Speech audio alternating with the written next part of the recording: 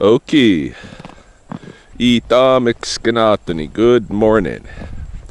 It is just after 10 o'clock in the AM on Tuesday, March 14th, 2023, in the lunar cycle Pitaki some the Eagle Moon. And I'm headed down into the wilderness park this morning with the aim of extracting one game cam that has been set along a trail on the downstream side in one of the less mature forests. You may remember from a previous video. Anyway, I'm gonna go extract that camera so we can see who's been walking past. I haven't been in the wilderness park for, well, can't say it's been that long. I think earlier or toward the end of last week, maybe on Thursday or something, I made an attempt to come down here and grab that camera, but as I was heading in that direction, I noticed there was a couple of eagles perched in one of the trees, and I realized if I kept going over there, I was going to scare the eagles off.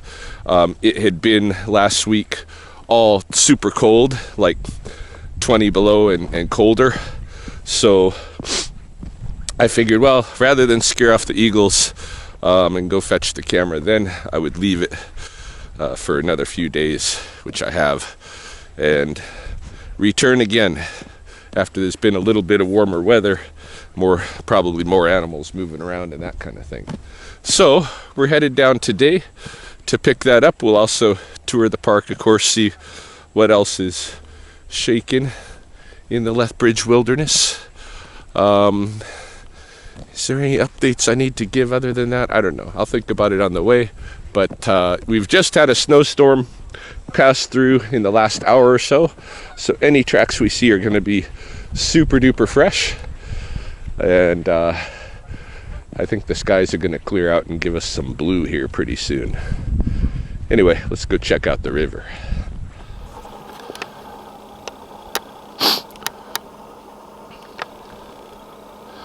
Bunch of mule deer have gathered down at the end of this coulee draw. I think most of them went down that direction as a result of me walking along, talking into the camera, making noise. See, this is their footprints as they made their way out, and I saw some of them running down the sides of the coulee to go to the rendezvous, get away from the scary guy. But what it reminded me of is a hunting technique. You know, if you had somebody already hike down a different draw and go down into the edge of that forest, and then someone like myself walking down the coulee like this, just at the bottom of the coulee, jabbering away and pushing all the animals the other direction, can push them right into your hunting partner, you know. Whew. It's a lot of with this new snow, when you hit an ice patch, it is super slippery. I won't be surprised if I take a couple spills today. I'm gonna have to take it very slow and careful to avoid that as much as possible.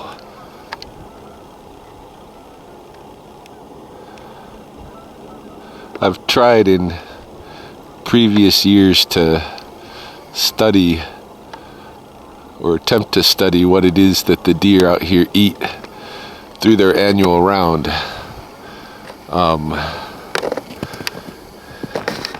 I've tried kind of watching them. I could do more of that and it would be helpful. I tried one year collecting poop every month and then planting the poop to see what plants might grow out of it. All I learned from that process is that the seeds of these plants are too chewed up and digested in the deer's system to do any. I never got any seed shoots coming out of deer poops. But I bet they kind of have an annual round, hey, of plants that they follow. Like, I bet when things warm up, there's certain greens that they're more attracted to than others. New fresh greens and stuff that they'll go after, or fresh flowers that they'll go after. Maybe when the winter starts, you know, there's different plants that they'll start on and then work their way into the, you know, eventually what are the core plants that are here for them as their food plants? What do they really rely on the most? You know, all these kind of questions I'd like to pursue with the deer. It's a matter of patience, eh? Or of course you can set up some kind of intrusive way to find out. But I think just patience, spending time with them and watching them might get me there. If I could take that time. I could even take some time today. Nothing's stopping me. But there's the deer, and I'm going in the other direction. See, it's not good nature science just to point out there's the animal and not know what it's doing. Anyhow, we'll see. Maybe we'll come upon them again. The mule deer definitely enjoying the side of the coulee today over here. Didn't see any of the whitetails that I sometimes do in the snow on the coulee sides. Mostly the whitetails stick to the forest, which we'll be passing through shortly after we visit the river. Oh, we got some big news here at the river. Big news. Check it out.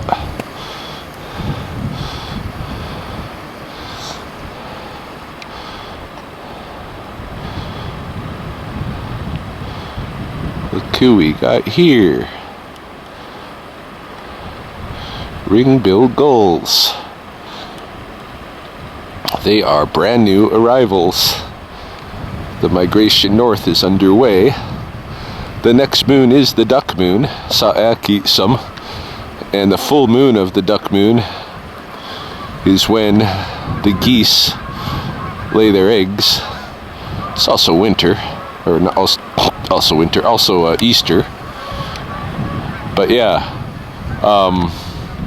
these guys are here early because they are going to be getting eggs to eat.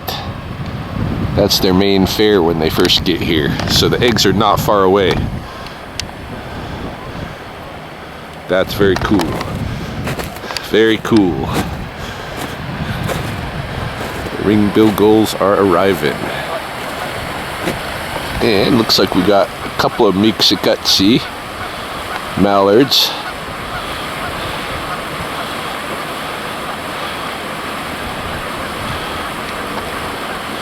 The gulls are called gai, by the way. Gai. Although, I don't know a specific name for the ringbills in particular.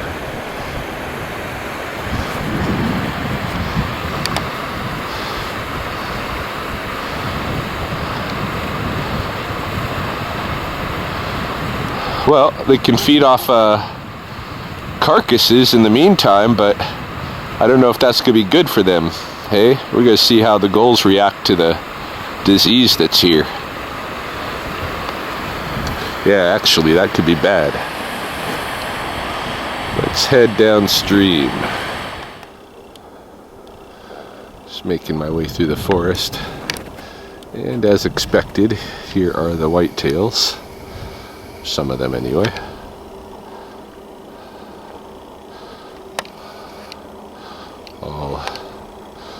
All in the bush, just down in this immature forest area.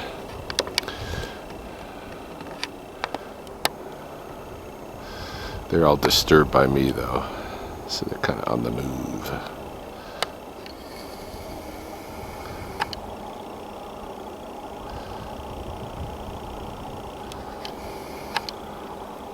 There's a nice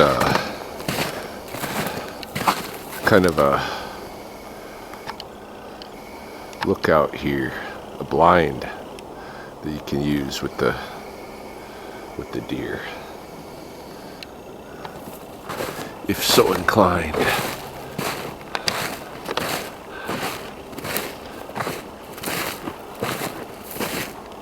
Gonna go check out, see how that pineapple is doing. Well, that pineapple should be right here. It's probably right buried in the snow. I have to wait for all this stuff to melt before we can get a look at what its present condition is looking like.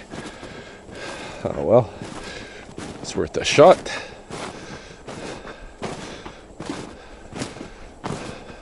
Probably as soon as I pulled the camera out of there, whoever really wanted to eat it came and ate the whole thing.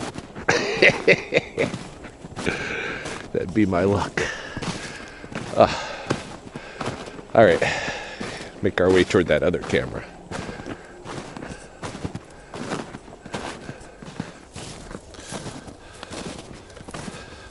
Now that the clouds are gone, I really wish I'd have brought my sunglasses. Can't even keep the one eye open, the blind eye. It's just too bright because it can't adjust, hey? Can't adjust to differences in light very quickly. And the other eye is squinty in this brightness. I should have also brought bananas and carrots if I'd have been thinking, because that is the next experiment, and that's based on feedback from you guys. Somebody had suggested the porcupines will be most exuberant if they receive carrots, and somebody else asked what a deer might do with a banana, or more specifically, can a deer peel bananas? In both cases I said, well, we're gonna find out. So probably the next visit I make out here is gonna be to set up that experiment, bring those foods out here and find a good place to test it. Whew. Yeah, super bright on the eyes. I just got just a little bit of cloud cover for a second, and you could really feel the difference. Need some of them Eskimo glasses that just have the little slit. I made some of those one time. When I first moved into Alberta, and I was living with Mahoney and her parents. We were first married. I made the wooden pair of Eskimo glasses. I don't know whatever happened to those. Probably left them at my folks' house, because we were spending half time in Oregon with my folks, half time here with her folks, till we kind of got our feet under us and got a little money to rent our own place in Lethbridge. And then my folks split up after a long marriage. Since they were high school kids, they ended up splitting up. Now they're back together, kind of. Well, my dad lives with my mom, but my mom hasn't really taken him back, so to speak. But in any case, in that breakup, my mom lost her house and a lot of stuff, probably including those little Eskimo glasses. Inuit, I suppose I should be saying, or something like that. Where's my camera? It's out this way. Let's see if we can find it. See if I can find it again. I know it by this jam of deadwood and stuff. I know that was right there, close by to where I put the camera. There's a trail out here somewhere. Just a deer trail. And I put the camera on a tree, aiming down that trail.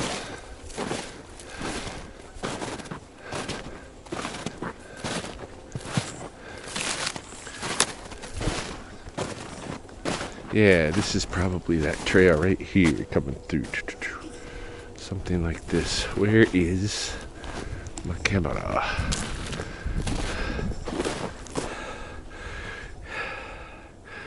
It's camouflage too, of course. We'll find it.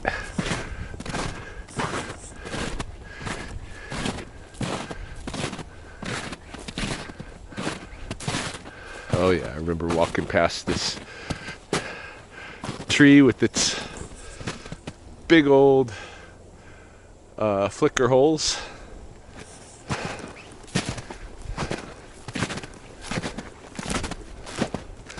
My camera's still out here a ways. Oh, there goes some deer back in there.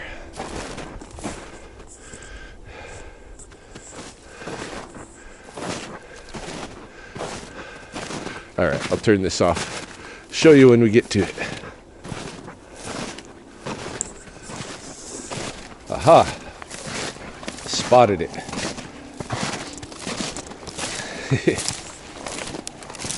Right out in the bright open.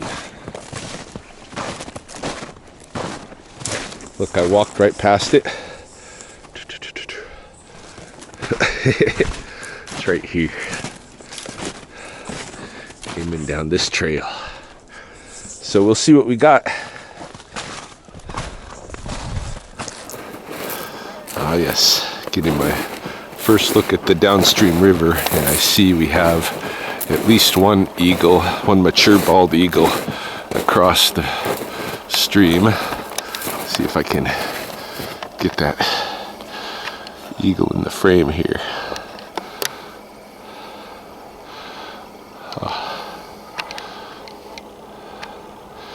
There we go. Sitting up there in the tree.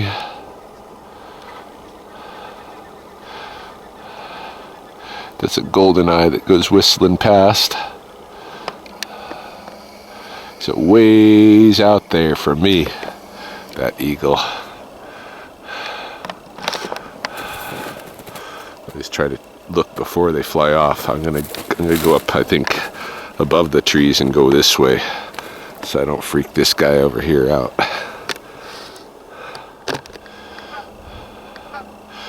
Yeah, down at this end now, but I can't get too close to anything. There is another eagle, a younger eagle out here. See if I can find him for you.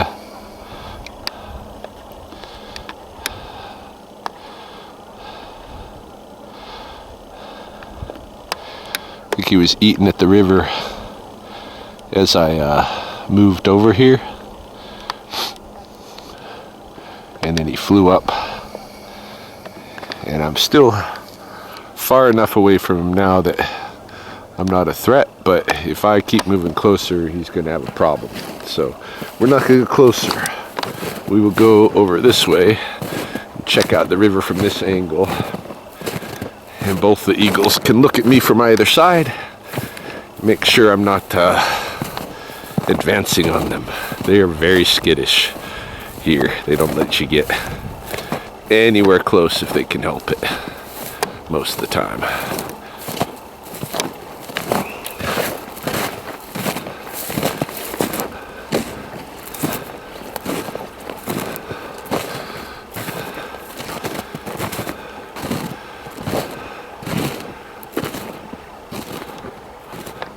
I see some birds way off against the opposite shore. Where are they?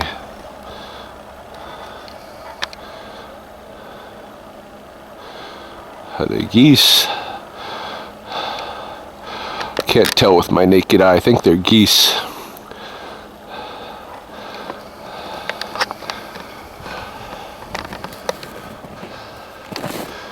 I guess I can start watching for the migration now that the ringbill gulls have shown up. Should have others coming in sequence. Boom, boom, boom from here. Well, not really rapid, but they'll be coming. Beautiful day it's turned out to be. I wouldn't mind being kayaking right now. Oh well.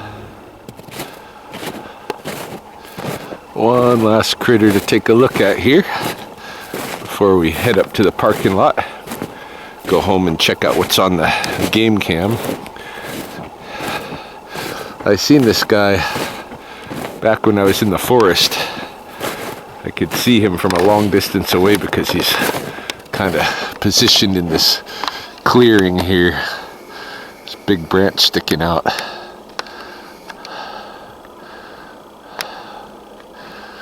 Snoozing away.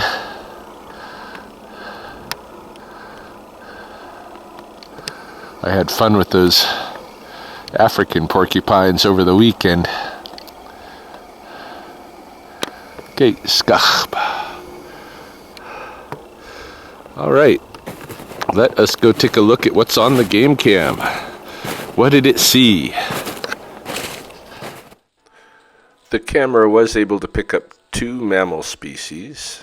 These white-tailed deer you see moving through the frame, and these crafty monkeys who showed up just minutes after them. But throughout the days it was there, it was mostly white-tailed deer that the camera was picking up, which was cool because remember I was asking that question about what the whitetails are eating.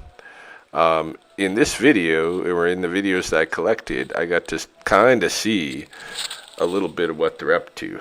Oh, that you see the camera scared it. It had, well, not thousands, but a lot of video footage, and most of it was just snowfall like that. I don't know if the snow was triggering the camera or what, but a lot of it was like this. It was nothing for 15 seconds. Lots of videos of that, and then you'd see once in a while the deer, and what would they be doing? They'd be rooting deep, right at the ground level. I wonder, I'd have to go out there and check it out myself, but I'm betting there's green stuff down there underneath the snow that these guys are rooting out. Back to the night, and in the cold nights, my camera started kind of glitching out. You'll see it'll show for a little bit and then turn black. Hey, and so I had a lot of just black video too on the -20, -25 below, nights. I don't know what might have been passing through that the camera might have seen otherwise, but probably deer. Hey, a lot of deer pass through those ways, the whitetails in particular, and they're rooting around, like I said, which is cool to see. So I'm going to follow up on that. In fact, I'll probably look for some places where the deer have rooted and see what it is that they're clipping in the snow. That'd be best, eh? Yeah, some nights my camera was so dark it was like nothing. the little blip of light that you got at the beginning of the video is hardly a thing. Any case, that's the end, and we'll see you next time.